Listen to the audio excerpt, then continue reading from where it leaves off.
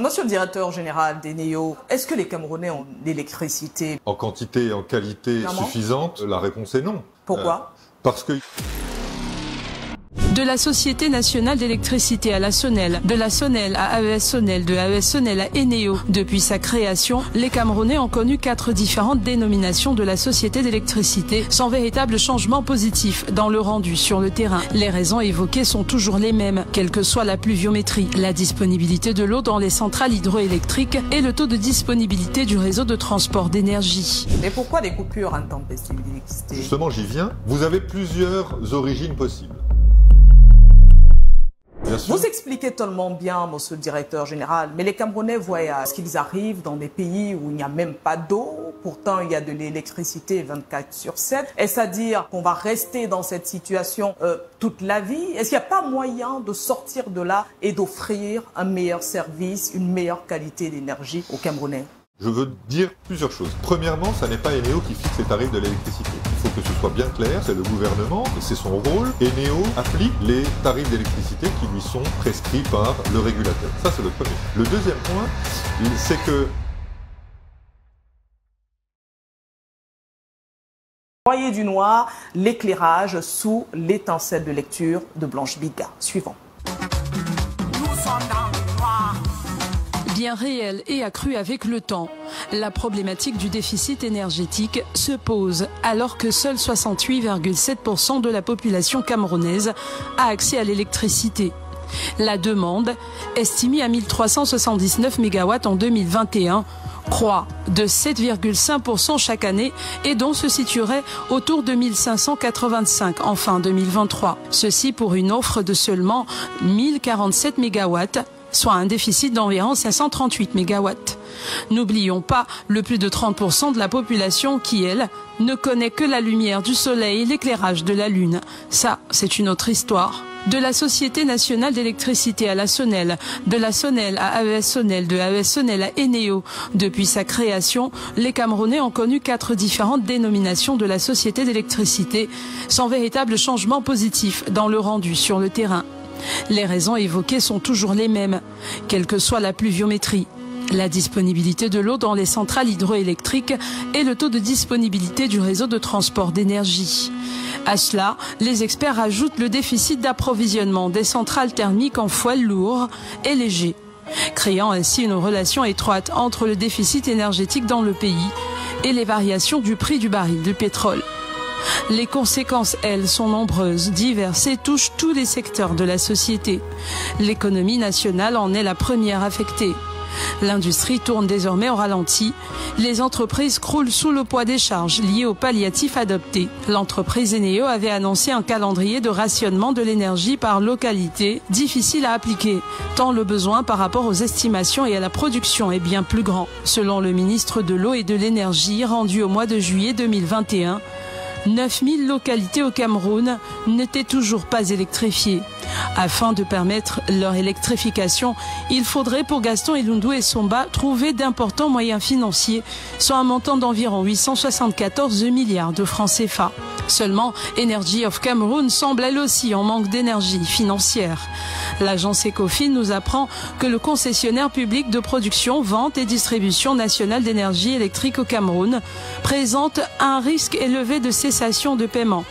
Fin 2022, le déficit de trésorerie de cette entité atteignait 113 milliards de francs CFA, tandis que sa dette culmine à 700 milliards de francs CFA, la moitié étant due aux fournisseurs. L'électricien est désormais perçu comme, je cite, un facteur pouvant entraîner un gap entre les prévisions de recettes ou des dépenses et leur réalisation effective au cours d'un exercice budgétaire. Fin de citation. Il devient alors plus qu'urgent pour l'entreprise de renflouer ses caisses, ce qui peut justifier l'augmentation observée du prix du kilowatt ces derniers mois, sans justifier cependant le choix de cette option qui au final pèse sur une population déjà au bord de l'asphyxie et qui désormais se voit contrainte de payer plus pour une énergie qu'elle consomme peu ou pas du tout.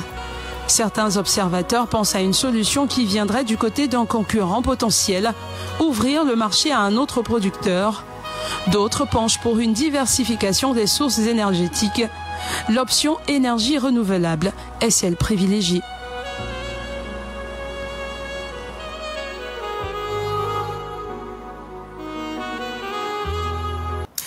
Monsieur le directeur général, vous avez écouté cet éclairage de Blanche Bidga. Vos commentaires?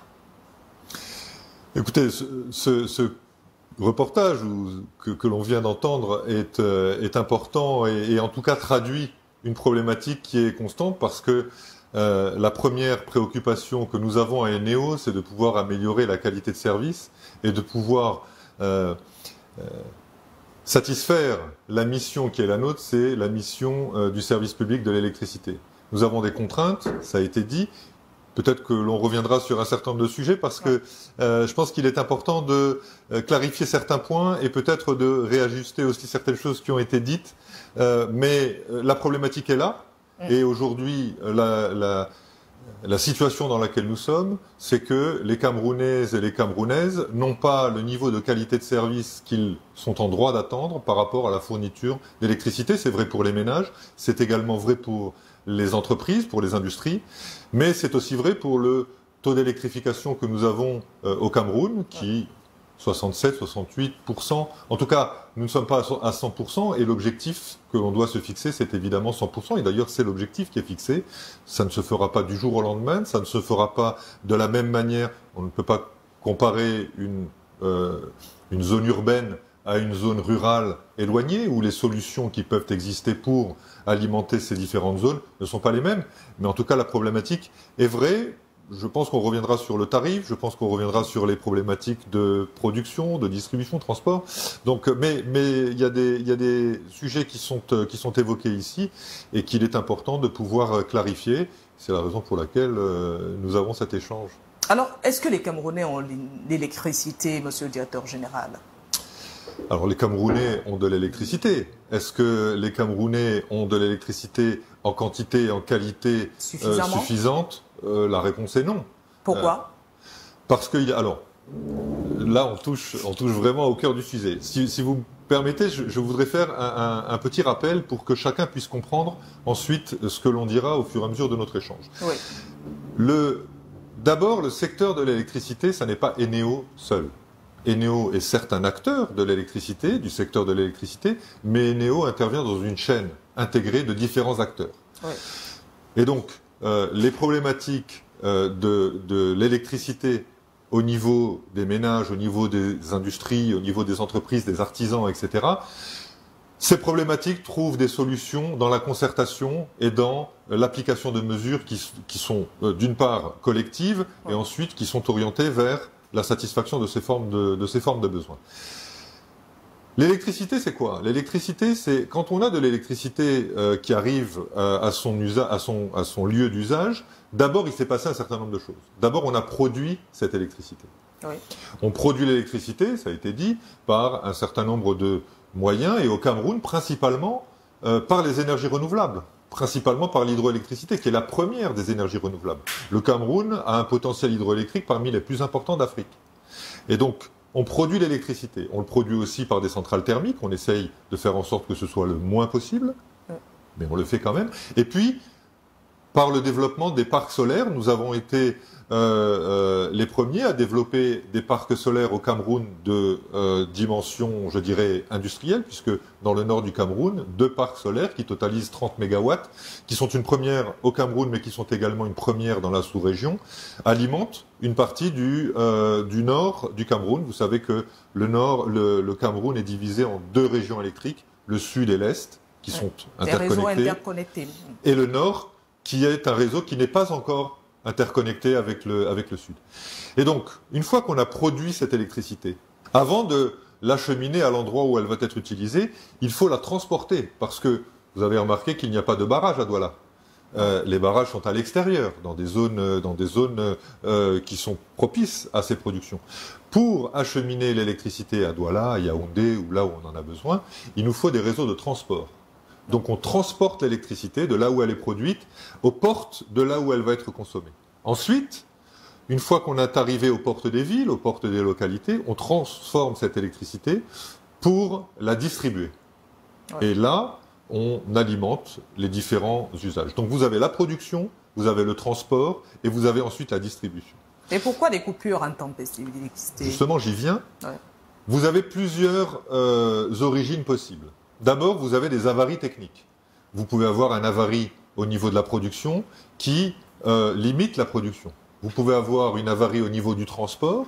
Nous sommes dans un domaine technique avec des équipements techniques qui ont une fiabilité certes, mais qui peuvent aussi subir des avaries techniques. Et vous pouvez avoir des avaries techniques au niveau de la distribution.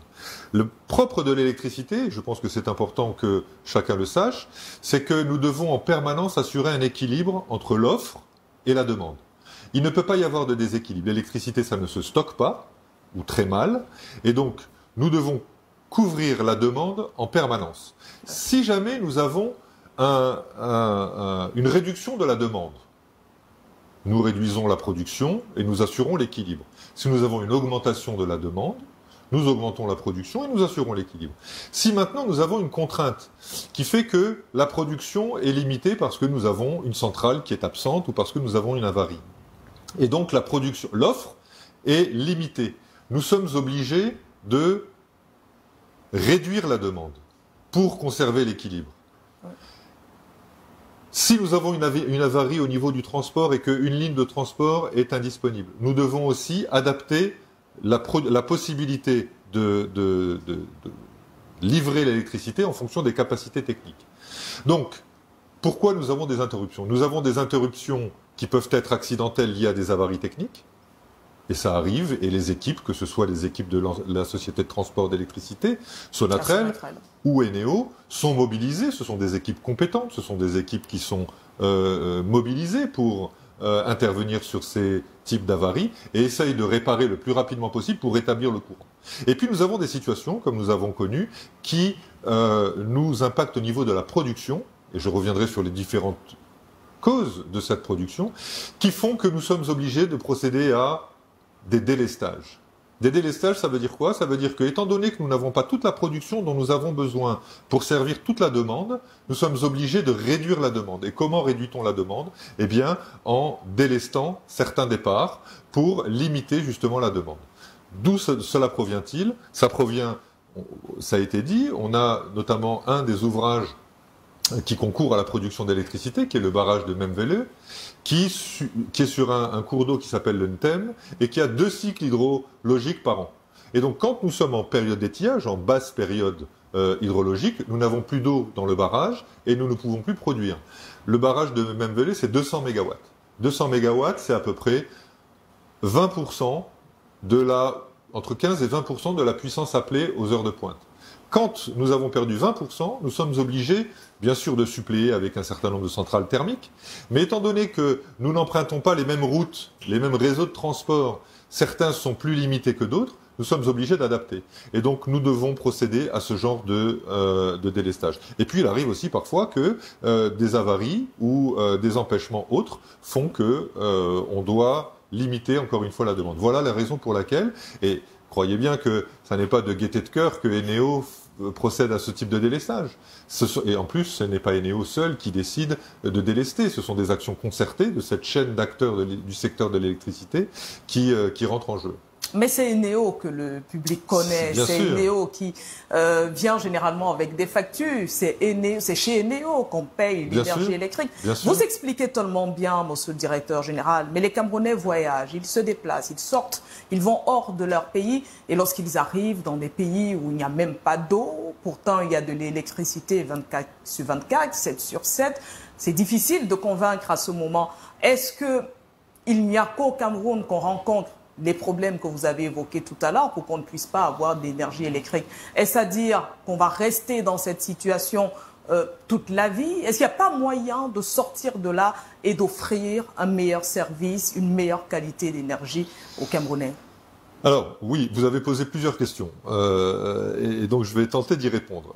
D'abord, effectivement, il y a d'autres pays, dans d'autres géographies, qui ont des conditions qui sont différentes. Mais la comparaison trouve rapidement ses limites, parce qu'il faut comparer les contextes, il faut comparer les époques, il faut comparer un certain nombre de conditions qui font que, malheureusement, le Cameroun n'est pas le seul pays qui subit des problématiques d'électricité. Et je pense que vous êtes renseigné sur ce sujet-là. Mais peu importe. le Cameroun a effectivement un secteur d'électricité qui nécessite d'avoir des améliorations. Ouais. Vous l'avez dit tout à l'heure, ce sont les Camerounais qui paient l'électricité, qui connaissent Eneo, et effectivement, nous sommes l'interface puisque nous sommes pas le seul producteur. Nous sommes le principal producteur pour l'instant, mais nous ne sommes pas le seul. Nous ne sommes pas le transporteur, mais nous sommes le distributeur et le commercialisateur, et nous sommes l'unique. Et donc c'est normal que les Camerounaises et les Camerounaises connaissent Eneo, et il n'y a pas de problème. Concernant le tarif, tout à l'heure, il a été dit dans le reportage que on payait plus cher pour avoir moins bien. Je veux dire plusieurs choses. Premièrement, ça n'est pas Eneo qui fixe les tarifs de l'électricité. Il faut que ce soit bien clair. C'est l'ARCEP. C'est le régulateur, c'est le gouvernement, et c'est son rôle qui définit quels sont les prix de l'électricité. Eneo applique les tarifs d'électricité qui lui sont prescrits par le régulateur. Ça, c'est le premier point. Le deuxième point, c'est que le prix de l'électricité n'a pas augmenté depuis 2012. Depuis 2012, les prix de l'électricité n'ont pas augmenté, sauf très récemment pour une catégorie de clients qui sont les industriels en moyenne tension ou en haute tension. Ouais. C'est-à-dire que les ménages n'ont pas... Et c'est important de le dire parce qu'il faut que chacun soit conscient de ce sujet-là. Ouais. Ensuite... dont les ménages n'ont pas été touchés. Alors, les ménages, le prix auquel les ménages payent l'électricité n'a pas augmenté depuis 2012. Mais il faut dire autre chose. C'est-à-dire que, et ça c'est important que vos téléspectateurs et vos auditeurs puissent le savoir, c'est que l'électricité, ça n'est pas un bien gratuit. L'électricité, ça a un coût. Ouais. C'est-à-dire que Eneo, quand Eneo facture l'électricité au prix auquel on lui demande de le facturer, il y a eu toute une chaîne de coûts préalablement. Ces coûts proviennent de la production, du transport, de la distribution, des équipements qu'il faut pour faire fonctionner les machines, des gens qu'il faut pour faire, etc., etc. En moyenne, Eneo facture le prix de l'électricité à peu près à 80 francs. En moyenne. Le coût que supporte Eneo sur le kilowattheure d'électricité, que l'on facture à 80 francs, c'est 106 francs, un peu plus que 106 francs.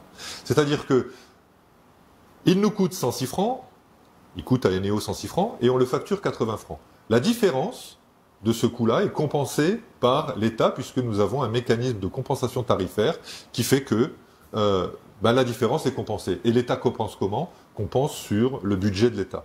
Et donc la question qui se pose en réalité, c'est plusieurs choses. Déjà, est-ce qu'il est raisonnable et il est durable que l'État supporte systématiquement cette différence et cette charge.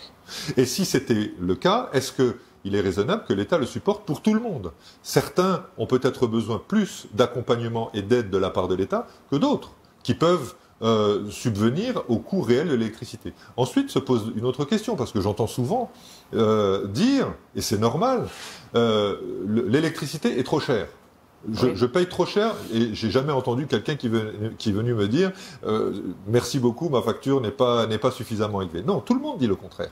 Mais on vient de parler du prix du kilowattheure électrique. Maintenant, il y a deux manières de réduire la facture. Soit le prix est plus bas, soit on consomme moins. Et pour consommer moins, il y a des mesures qui sont assez simples à mettre en œuvre, des mesures d'efficacité énergétique. Si nous sommes un particulier, il faut que l'on soit attentif à la manière dont on consomme l'électricité. Est-ce que j'éclaire des pièces qui ont besoin d'être éclairées quand personne ne l'occupe? Est-ce que je gère mon ventilateur correctement? Est-ce que quand je suis une industrie, est-ce que j'observe mon process industriel et j'essaye de rechercher des économies sur mon process industriel pour limiter ma consommation? Quand je suis un artisan, de la même manière. Donc, il y a des mesures simples. Quand on a pris conscience du fait que l'électricité c'est un bien qui est rare et c'est un bien qui a un coût, eh bien on le préserve et on essaye de faire en sorte d'avoir une attitude plus responsable par rapport à ça. Et maintenant, vous avez posé la question, pour schématiser, est-ce que nous sommes condamnés au Cameroun à avoir une électricité de mauvaise qualité? En gros, c'est ce que vous avez dit. La réponse est bien sûr non. Pourquoi non? Parce que il y a des mesures qui sont prises pour améliorer les choses. Dans le reportage, il a été dit, là encore pour schématiser et pour synthétiser, on a beau dire, on a beau faire tout ce que l'on a fait depuis un certain temps, rien ne change. Je voudrais dire plusieurs choses. D'abord, comme je l'ai dit tout à l'heure, il y a trois pans importants, la production, le transport, la distribution. À une époque, le facteur limitant, c'était la production. Nous n'avions pas de capacité de production suffisante au Cameroun pour assurer la demande. Ça n'est plus le cas aujourd'hui et ça sera encore moins le cas. On parlera peut-être du barrage de Nachtigal. Ouais. Ça sera encore moins le cas quand Nachtigal arrivera. Donc nous ne sommes plus limités par la capacité de production, aux aléas techniques près, etc. Mais structurellement, il y a des capacités, il y a des investissements importants qui ont été consentis. Aujourd'hui, les facteurs limitants, ce sont le transport et la distribution. Et là, des efforts d'investissement doivent être faits pour pouvoir transporter correctement cette électricité là où elle est produite, où elle va être produite par ces équipements de production, et sur la distribution. Oui. On a beau transporter toute l'énergie, aussi verte soit-elle, qui aura été produite, si nous n'avons pas des réseaux de distribution suffisants pour fiabiliser l'alimentation ou pour déployer et augmenter l'accès à l'énergie des Camerounaises et des Camerounais, eh bien, on sera toujours dans cette situation. Le fait est que, pourquoi je disais tout à l'heure qu'il y a un espoir, toujours un espoir, mais des mesures ont été prises. Le gouvernement a mis en place un plan de redressement du secteur de l'électricité qui justement prévoit, avec des bailleurs de fonds internationaux notamment, qui prévoit, et ça a débuté, les actions sont en cours, la structuration est en cours, les travaux vont bientôt démarrer, une fois que les entreprises auront été sélectionnées, pour augmenter la capacité de transport de l'électricité et pour augmenter et améliorer la fiabilité et développer les réseaux de distribution. Plus d'autres mesures sur, peut-être qu'on reviendra sur les compteurs prépayés, parce qu'on a entendu beaucoup de choses sur les compteurs prépayés, développer les compteurs intelligents, accompagner les mesures d'efficacité énergétique, réfléchir à cette vérité des prix et à cette grille tarifaire qui peut-être doit être ajustée pour certains plus que pour d'autres. Donc ça, c'est des travaux, c'est des plans, c'est des actions qui sont menées de manière concertée avec le secteur, avec des partenaires financiers locaux et internationaux, pour améliorer cette qualité de service. Monsieur le directeur général d'Eneo, combien coûte pour l'auditeur qui nous écoute ou le téléspectateur qui nous regarde à l'instant, lorsqu'il achète, il a son prépayé, combien coûte le kilowatt ? Je l'ai dit tout à l'heure, en moyenne, on est à 80 francs du kilowattheure. En moyenne ou 80 francs? En moyenne, parce qu'il y a plusieurs grilles tarifaires, il y a plusieurs tranches tarifaires. Pour les ménages, par exemple. Pour les ménages, on doit tourner aux alentours, encore une fois, de 50, 60 francs. Dans ces eaux-là, ça peut monter pour certains types de consommation jusqu'à 90 francs du kilowattheure. Mais c'est une moyenne. C'est une moyenne. Alors, vous avez lancé il y a quelques temps une vaste campagne sur la mise à jour des compteurs prépayés. Oui. Et justement, selon vous, première question, le prépayé, est-ce une solution? Pourquoi avoir migré vers le prépayé plutôt que les anciens compteurs qu'on a connus par le passé? La question que l'on doit se poser, et que l'on se pose d'ailleurs, c'est ce secteur de l'électricité qui est en mutation, ce secteur de l'électricité qui doit se développer, qui doit évoluer. Il doit évoluer avec la technologie, parce que demain, nous avons besoin de pouvoir gérer, quand je dis nous, c'est pas uniquement Eneo, c'est y compris vous, y compris l'ensemble des consommateurs, gérer son électricité, avoir la main sur la manière dont on gère son électricité. À partir des données dont on aura, qui seront à notre disposition. Ouais. Le compteur prépayé, pourquoi le compteur prépayé est une bonne solution, de mon point de vue? D'ailleurs, c'est pas uniquement que de mon point de vue, c'est du point de vue de la majorité. Et là encore, si vous benchmarkez par rapport à d'autres pays à l'étranger, vous allez voir le mouvement massif qu'il y a et qu'il y a eu de déploiement des compteurs prépayés. Pourquoi? Parce que d'une part, ça permet à chacun de gérer son budget. J'ai mon compteur prépayé, je gère correctement en fonction de mes besoins, de mes capacités, mon électricité. Ensuite, ça permet de limiter les inconvénients parce que j'ai visité et je visite régulièrement les agences, je vais à la rencontre des clients d'Eneo, j'échange avec eux.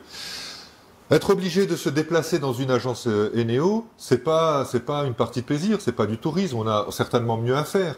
Surtout que souvent ça prend du temps, souvent il y a des tracasseries administratives. Le fait d'avoir un compteur prépayé, ça nous permet d'une part d'acheter notre électricité sans être obligé de se déplacer en agence. Pour Eneo, l'intérêt c'est quoi? L'intérêt c'est d'éviter aller sur place, relever le compteur, repartir, faire une facture, redonner la facture, voir si elle a été payée, revenir. En fait, on gagne en temps. On gagne en temps, on gagne en efficacité et on gagne aussi pardon d'utiliser cette expression, mais en expérience client. Par contre, ça suppose un certain nombre de choses. Ça suppose déjà, parce que nous sommes obligés de réfléchir à la transformation de l'entreprise. Qu'est-ce que Eneo sera demain ? Ouais. Je parlais tout à l'heure des plans de redressement du secteur de l'électricité.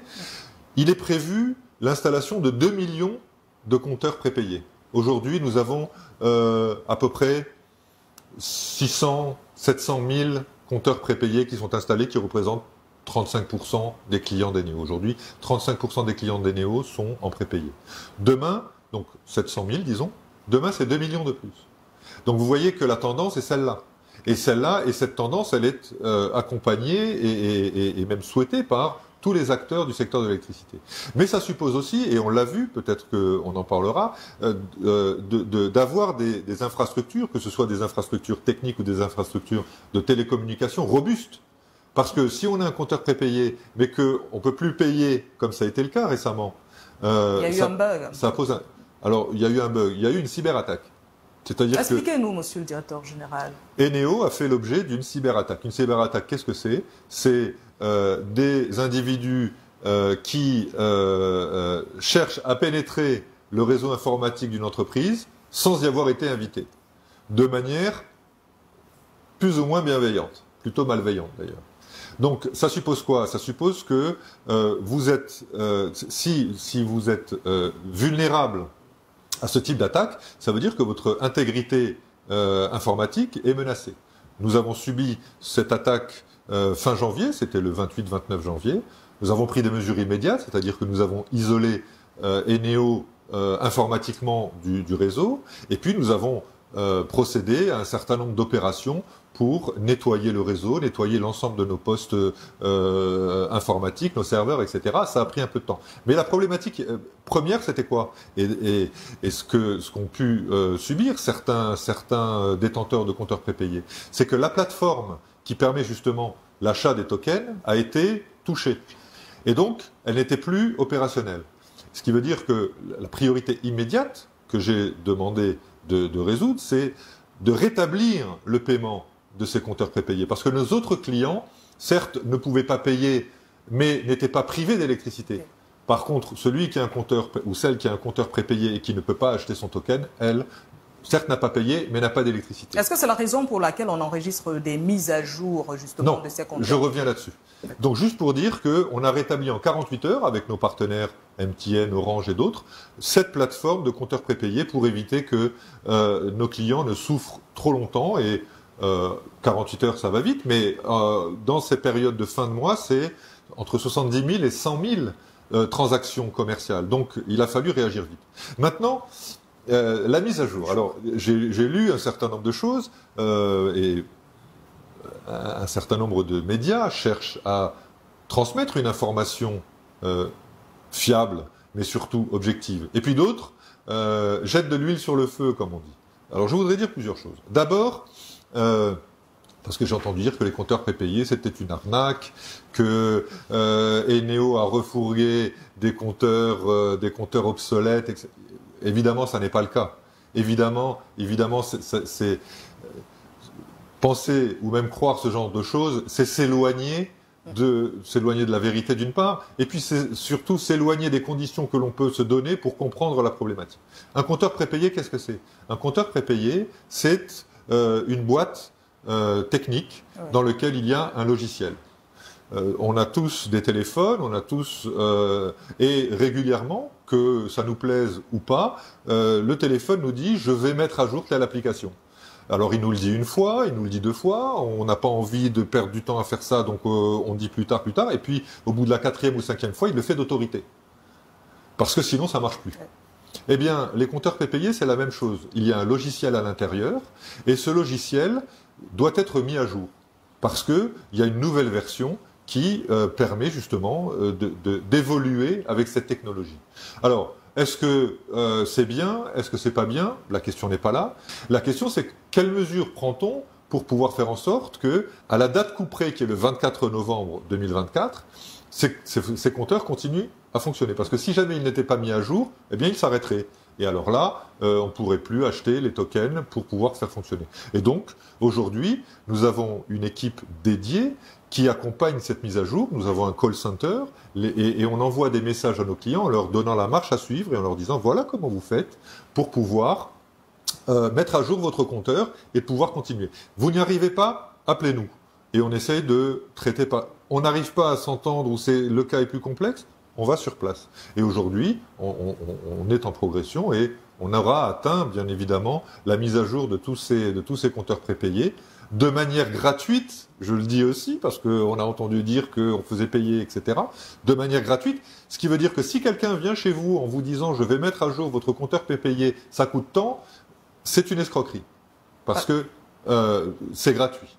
Et voilà auquel nous procédons. Et ce sont des équipements, je dirais, technologiques qui nécessitent des mises à jour.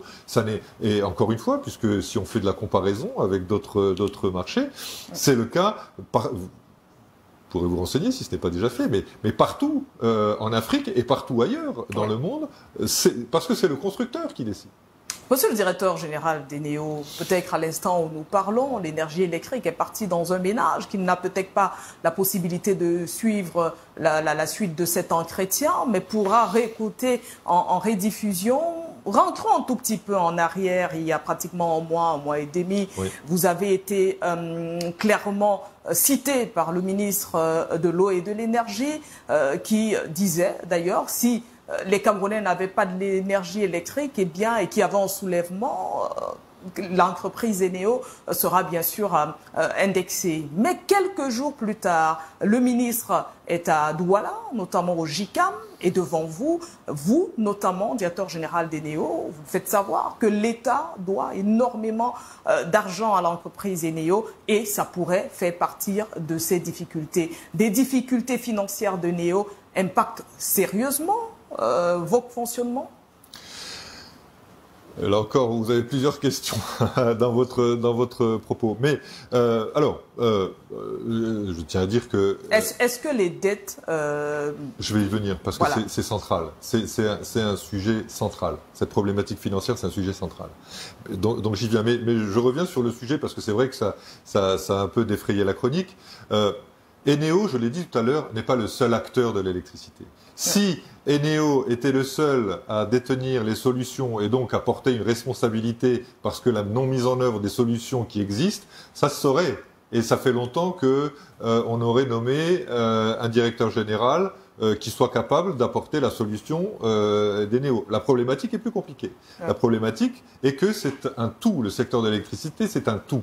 Et donc, encore une fois, Eneo a des obligations et si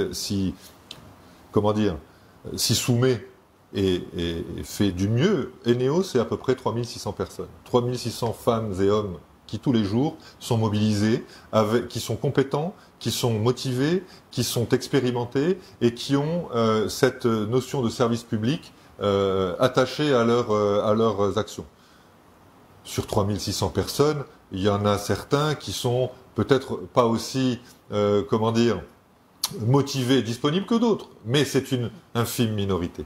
Donc Eneo, c'est ça, c'est une entreprise compétente qui intervient sur son secteur d'activité, qui est frustrée parce que je sais les problématiques que rencontrent les Camerounaises et les Camerounais dans l'alimentation d'électricité. Ça n'est pas de gaieté de cœur que nous sommes obligés de délester. Ça n'est pas de gaieté de cœur que nous devons faire face à des avaries mais c'est la situation dans laquelle nous sommes et c'est la situation qui doit s'améliorer. Maintenant, revenons sur la problématique des dettes. C'est une problématique centrale. Eneo, comme je viens de le dire, c'est une entreprise qui a des compétences. Donc, elle n'est pas limitée par sa capacité à adresser le marché auquel elle est, dans lequel elle évolue. On a les meilleurs ou parmi les meilleurs techniciens en électricité du pays. Pas qu'en électricité, parce que l'électricité, c'est de l'hydrologie, c'est de la technologie, c'est de l'informatique, c'est beaucoup de choses. Ouais. C'est du génie civil, c'est beaucoup de choses. Des ressources humaines, etc. Nous avons les meilleurs techniciens. Nous sommes dans un marché qui est en croissance. Ça a été dit dans votre reportage.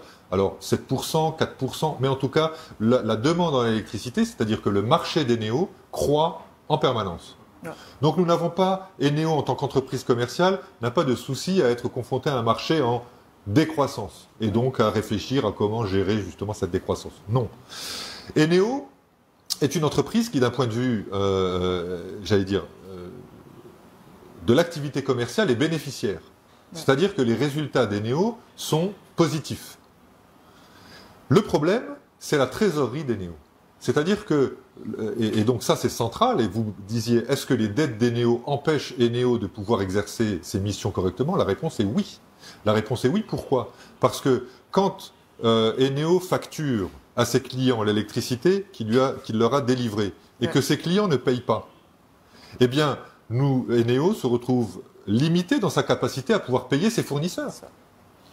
Parce que c'est comme si vous aviez une entreprise commerciale, que vous produisiez quelque chose qui a de la valeur et qui fonctionne et qui a un appétit sur le marché, mais que ceux à qui vous le livrez ne vous payent pas. Vous allez à un moment donné vous adresser à votre banque en disant « Attendez, on va me payer, mais j'ai besoin que vous m'aidiez pour continuer à me développer. » Oui, mais à un moment donné, les banques vont dire « Où est-ce qu'on en est ?» Aujourd'hui, pour répondre, la dette publique qui est détenue par les entités publiques vis-à-vis d'Eneo, au 31 décembre 2023, c'est 266 milliards. 266 milliards. Les entités publiques, d'une manière générale, doivent 266 milliards à Eneo. Voilà. Alors, c'est bien, c'est pas bien, en tout cas c'est un problème.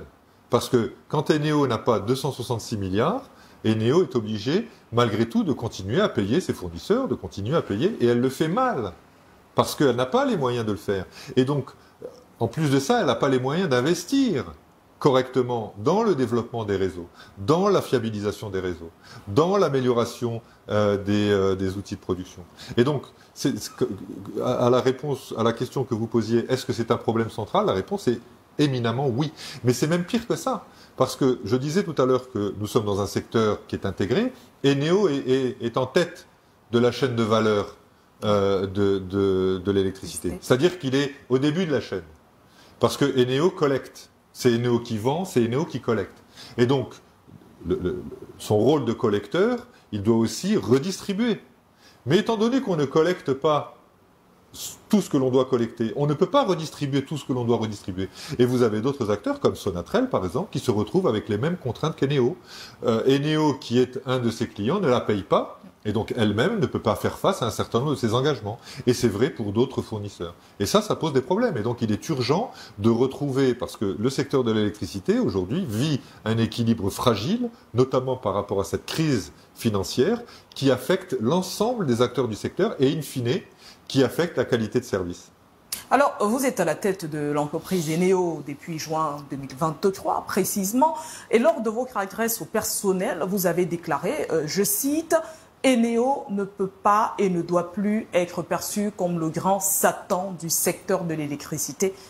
À quoi faisiez-vous allusion, monsieur le directeur général? Moi, je faisais allusion à ce que l'on disait tout à l'heure, c'est-à-dire le réflexe que chacun a dès qu'on a un problème d'électricité, considérer que c'est de la faute d'Eneo. Ça n'est pas pour se soustraire à nos obligations, à nos responsabilités. Et l'échange que nous avons aujourd'hui a aussi cette vocation à faire comprendre aux Camerounaises et aux Camerounais la complexité de ce secteur et les différents acteurs qui interviennent sur ce secteur. Et quand vous avez un problème d'électricité chez vous, c'est lié à différents facteurs, je l'ai dit, ça peut être technique, ça peut être financier, ça peut être différentes choses qui font que il faut apporter des solutions, il faut proposer des actions, il faut mener des améliorations pour que les choses s'arrangent et s'améliorent. Et comment dire, le réflexe qui consiste à dire c'est de la faute d'Eneo, qui que ce soit qui le dise, c'est de la faute d'Eneo, finalement, oriente la problématique de la mauvaise manière et empêche de trouver les bonnes solutions. Il faut que l'on puisse considérer les choses dans son ensemble, il faut que les acteurs du secteur se mobilisent et fassent front, c'est ce qu'ils font, pour apporter des solutions durables et pérennes dans le domaine de l'électricité. Voilà l'objectif. Alors tout à l'heure, on a évoqué les dettes, donc la situation financière de l'entreprise Eneo. La question des grèves à répétition des sous-traitants d'Eneo, notamment l'organisation interprofessionnelle des sociétés d'électricité et d'eau au Cameroun, prestataire à 95%, si je me trompe, des travaux d'entretien des réseaux et d'électricité et branchement d'Eneo, et regroupant également par la même occasion près de 70 des sous-traitants, des aérés de prestations. Sur la période de 2015 à 2023, on parle de 10 milliards de francs CFA. La situation a-t-elle été résolue, monsieur le directeur général? Alors, vous faites bien de souligner ce point-là parce que Eneo a une sorte de responsabilité sociétale aussi vis-à-vis de l'ensemble de ses sous-traitants qui sont organisés dans des associations. Je l'ai dit et je l'ai fait dès ma prise de fonction l'année dernière, rencontrer ces associations. Et donc, nous avons échangé. Donc, vous dites des grèves à répétition. Il y a eu quelques mouvements de grève. Ils se répètent moins souvent que Balafon, médias à couvert. Qu'on pourrait. Oui, mais bien sûr. Mais là encore, il ne s'agit pas d'occulter le fait que ça puisse exister. Et si les sous-traitants d'Eneo font grève, c'est pas pour embêter Eneo, c'est que c'est un cri d'alarme, c'est un cri de désespoir en disant aidez-nous. Donc c'est ce que nous faisons et nous travaillons avec les représentants de ces associations de sous-traitants, y compris les associations de consommateurs d'ailleurs, pour trouver des solutions. Les dettes, les arriérés dont vous parlez, nous sommes en train de travailler, un groupe de travail a été mis en place pour pouvoir analyser le bien fondé de ces dettes, pour pouvoir vérifier que la documentation du sous-traitant et d'Eneo correspond et que l'on puisse apurer ces dettes. Nous travaillons aussi ensemble parce que Eneo passe des marchés, Eneo a des process. Il faut que chacun puisse connaître les règles et puisse répondre à ces exigences. C'est aussi vrai en termes de sécurité. L'électricité, c'est un produit dangereux. Ouais. Et donc, on ne le manipule pas de manière hasardeuse ou de manière improvisée. Donc, il faut que nos sous-traitants, et c'est aussi notre responsabilité, de les amener à des niveaux de sécurité et de processus d'hygiène et de sécurité qui soient acceptables pour eux et pour l'entreprise. Donc oui, nous travaillons et j'ai la faiblesse de penser que les choses vont mieux aujourd'hui qu'elles n'allaient hier. Est-ce que tout est fait? Non. Est-ce qu'il reste encore des choses à faire? Bien sûr. Est-ce que nous avons la volonté d'avancer? Évidemment. Et ce que je peux dire, c'est que les échanges et les dialogues avec ces différents organismes est bon, est permanent et constructif. Autre préoccupation des Camerounais, c'est bien sûr la nationalisation du secteur de l'électricité. On se rappelle, le président de la République a instruit, c'était en septembre dernier, 2023 précisément, la mise en place d'un comité interministériel pour piloter le processus. Monsieur le directeur général, à quel niveau se trouve le rachat des parts d'Eneo? Est-ce que c'est un processus qui a déjà démarré? Est-ce que c'est encore en étude? Expliquez aux Camerounais, dites quelque chose, puisqu'on a juste eu le document sur les réseaux sociaux. Non, mais je vais vous dire tout ce que vous voulez savoir, ne vous inquiétez pas. Non, mais déjà, il faut comprendre le contexte. Ouais. Je l'ai dit, Eneo est une société commerciale qui a 3 actionnaires. L'État du Cameroun, qui détient 44% de l'entreprise, Actis, qui est un fonds d'investissement, qui détient 51% de l'entreprise, et les salariés de l'entreprise qui, à travers un véhicule donné, détiennent 5% de l'entreprise. Dans la vie d'une entreprise, les actionnaires changent. Et donc, il faut faire un distinguo entre Eneo et ses actionnaires. Vous avez des entreprises qui sont cotées en bourse, par exemple, et qui ont des dizaines, des centaines de milliers d'actionnaires, qui changent tous les jours. Ça n'affecte pas l'entreprise dans ses missions, dans ses obligations. Donc ce que je souhaite dire, pour que les choses soient claires, quels que soient les actionnaires d'Eneo, les missions d'Eneo, les enjeux d'Eneo, les défis d'Eneo, les obligations d'Eneo en termes d'amélioration de qualité de service, en termes de développement, en termes de transformation, demeurent. Parce que c'est un secteur stratégique pour un pays, c'est un secteur stratégique pour le développement du Cameroun, et il n'est pas question que les missions d'Eneo, ou en tout cas les actions d'Eneo, soient affectées par un changement d'actionnaire.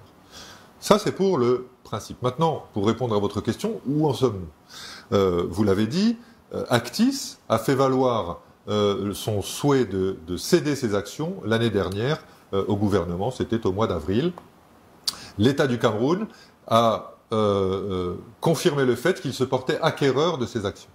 Ouais. Donc et comme vous l'avez très justement dit, sur instruction de Monsieur le Président de la République, un comité interministériel a été créé, présidé par Monsieur le Ministre des Finances, coprésidé par Monsieur le Ministre de l'Eau et de l'Énergie, qui a vocation à justement organiser, accompagner cette transaction. Les travaux sont en cours depuis l'année dernière. Des réunions, des échanges, des discussions sont en cours. Aujourd'hui, c'est une transaction commerciale, donc il s'agit de s'accorder sur le prix de cette transaction. Ça regarde les deux actionnaires, ça ne regarde pas les trois, mais en l'occurrence les deux actionnaires, ouais. Celui qui vend et celui qui va racheter. Ça ne regarde pas Eneo, et Eneo n'a pas voix au chapitre.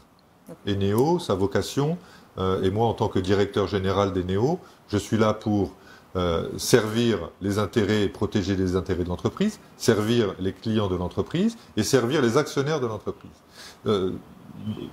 Tous les actionnaires de l'entreprise. Maintenant, vous avez posé une autre question qui va au-delà du fait de savoir si Actis part et quand Actis part-il. C'est la nationalisation ou la renationalisation d'Eneo. Et là encore, on a lu et on lit beaucoup de choses. Je pense qu'il faut distinguer le fait de vouloir ou de considérer que Eneo doit être renationalisé pour des questions idéologiques, parce qu'on considère qu'une entreprise dans le secteur de l'électricité, une entreprise nationale d'électricité doit être nationale, justement, et donc elle doit être renationalisée, c'est de l'idéologie. J'ai pas d'avis sur le sujet, tout est recevable et tout est bon. D'autres considèrent aussi, pour des questions idéologiques, que il est bon d'avoir un partenariat public-privé parce que le privé apporte un certain nombre de facilités ou autres. Là encore, j'ai pas de... La problématique n'est pas celle-là. Pour moi, la problématique est quel est le modèle le mieux adapté pour donner à Eneo les moyens de se développer et lui donner les moyens d'améliorer la qualité de service de l'électricité. Est-ce que c'est une entreprise nationalisée? Très bien. Est-ce que c'est une entreprise avec encore un attelage public-privé?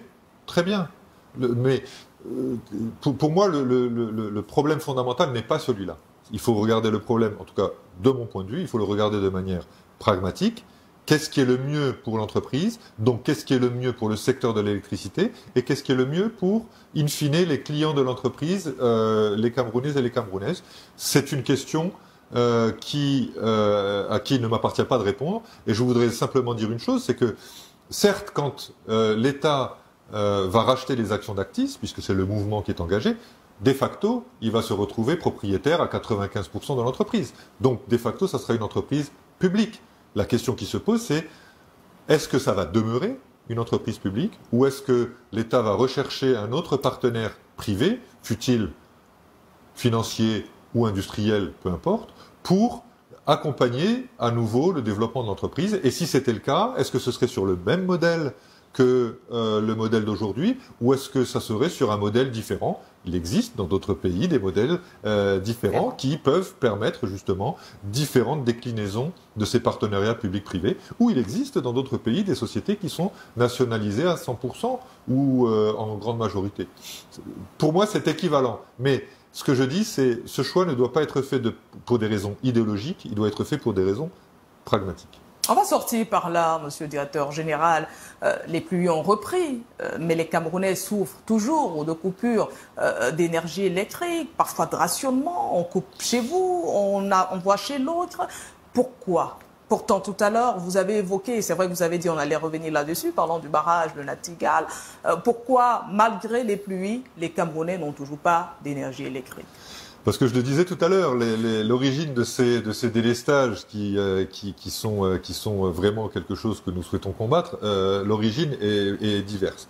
D'abord, nous avions la problématique de Memvele, donc les pluies. Oui. Pas d'eau dans le barrage de Memvele, pas d'électricité, donc délestage. Je schématise, mais c'est parce que là on parlait d'étiage parfois. Ou c'est pas étiage. Voilà. Non, étiage, c'est ça. Qu'est-ce que c'est que l'étiage? C'est la période où nous n'avons pas. Vous avez deux principales périodes. La crue, oui. Il y a de l'eau qui vient et qui alimente les cours d'eau. Et puis l'étiage, il n'y a plus de pluie et donc l'eau comment dire, la denrée s'amenuise. Là, en période d'étiage, dans un barrage, si vous avez un barrage qui a une rétention, vous pouvez accumuler de l'eau pendant qu'il pleut, pendant les saisons de pluie, pour faites un peu la cigale, c'est-à-dire que vous accumulez de l'eau et puis quand il n'y a pas d'eau, vous avez l'eau que vous avez stockée, que vous pouvez utiliser. Quand vous n'avez pas de barrage de rétention, c'est le cas de Memvele, vous êtes obligé de produire au fil de l'eau. Alors quand il pleut plus que le barrage ou que l'usine hydroélectrique en a besoin. Ouais. Bon, on gaspille de l'eau. Enfin, on gaspille de l'eau. On n'utilise pas, on n'optimise pas toute l'eau. Et quand il pleut pas, on n'en a pas. Donc c'est ce qui se passe c'est ce qui s'est passé avec Memvele. Maintenant que les pluies reviennent, Memvele remonte progressivement. Ensuite, le barrage de Nachtigal, qui est une infrastructure majeure. C'est aujourd'hui le plus grand barrage du Cameroun, c'est Songloulou, encore aujourd'hui, qui est opéré par Eneo, qui fait 380-390 mégawatts. Nachtigal, c'est 420 mégawatts. Donc ça va être la plus grosse infrastructure. Il devait être mis en service, alors il devait être les premiers groupes, parce que Nachtigal, c'est 7 groupes de production d'électricité qui font chacun 60 mégawatts.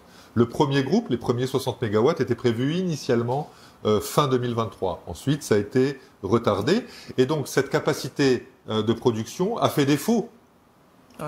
Dans j'allais dire, les prévisions dans le portefeuille de production. Ouais. Donc ça c'est aussi une cause. Bon, ça va être mis en service prochainement, dans les prochaines semaines certainement.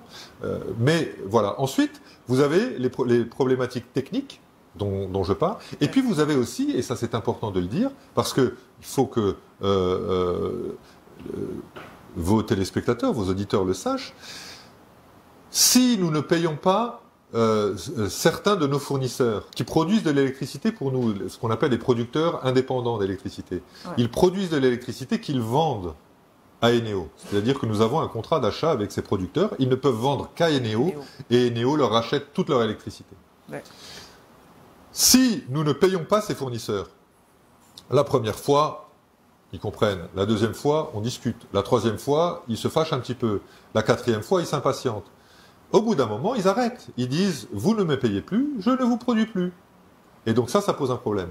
Alors la question qui se pose, mais comment se fait-il que Eneo ne paye pas ses fournisseurs? Eh bien, je vous renvoie à ce que nous disions tout à l'heure. La dette qui est détenue envers Eneo fait que on ne nous paye pas. À un moment donné, on a beau faire toute la gymnastique possible, on ne peut pas payer nos fournisseurs. Et nos fournisseurs, à un moment donné, eux-mêmes, et on ne peut pas leur reprocher, ils décident d'arrêter en considérant que l'équilibre économique de notre compta n'est plus respecté. Et ça renvoie à ce que je disais en préambule, ça limite la production, et donc nous sommes obligés d'équilibrer en limitant la demande. Et comment limite-t-on la demande ? Par les délestages. Est-ce que ça nous plaît? Non. Est-ce qu'on souhaite continuer à faire comme ça? Non. Quelles sont les solutions? Elles existent, elles sont en train d'être mises en œuvre, elles sont financières, elles sont techniques, elles sont liées à cette coordination du secteur de l'électricité dont je parlais. Merci, monsieur le directeur général d'entreprise Eneo, mais je vais vous demander un dernier exercice. Vous allez regarder votre caméra, vous allez envoyer un message d'espoir aux Camerounais qui vous regardent et qui vont se dire « ça va changer demain ». Tout d'abord, ce que je souhaiterais dire, c'est que à Eneo, nous sommes conscients, nous sommes attentifs et nous sommes concernés par les problématiques de l'électricité. Et nous savons, puisque nous sommes en contact avec vous tous les jours, clients d'Eneo, nous savons les difficultés que ça occasionne et je peux vous assurer, comme je le disais tout à l'heure, que les équipes d'Eneo sont mobilisées pour faire au mieux et pour satisfaire au mieux les besoins qui sont les vôtres et surtout les obligations qui sont les nôtres vis-à-vis de vous. Donc, nous sommes conscients de la problématique et nous sommes aussi frustrés de notre incapacité à pouvoir répondre parfaitement à cette qualité de service que l'on souhaite de tous nos vœux. Ensuite, bien sûr qu'il y a de l'espoir, et je pense que il faut toujours garder espoir. Mais au-delà de cette philosophie de vie, il y a de l'espoir parce qu'il y a des mesures qui sont mises en œuvre, parce qu'il y a des plans qui sont déployés, parce qu'il y a des moyens qui sont mobilisés, et parce qu'il y a une conscience collective des solutions maintenant à mettre en œuvre. Le secteur de l'électricité, je le disais, c'est un secteur stratégique. Il ne peut pas ne pas être soutenu et il ne peut pas se développer. Le Cameroun est un pays qui est sur la voie de l'émergence. C'est une force, c'est une puissance économique régionale. Le Cameroun se doit d'avoir un secteur de l'électricité qui soit à la hauteur de ses ambitions et donc les moyens sont mobilisés. Est-ce que ce sera réglé demain matin? Non. Est-ce que les mesures sont prises d'ores et déjà, dès aujourd'hui, pour que les choses s'améliorent? La réponse est oui. Et donc, je suis convaincu que les choses iront de mieux en mieux. Est-ce que nous subirons encore ici et là des des avaries ou des situations qui ne seront pas au niveau que nous attendons? Certainement, mais en tout cas, je pense que demain sera de toute façon meilleur qu'aujourd'hui. Monsieur Amin Oman, merci. Merci à vous.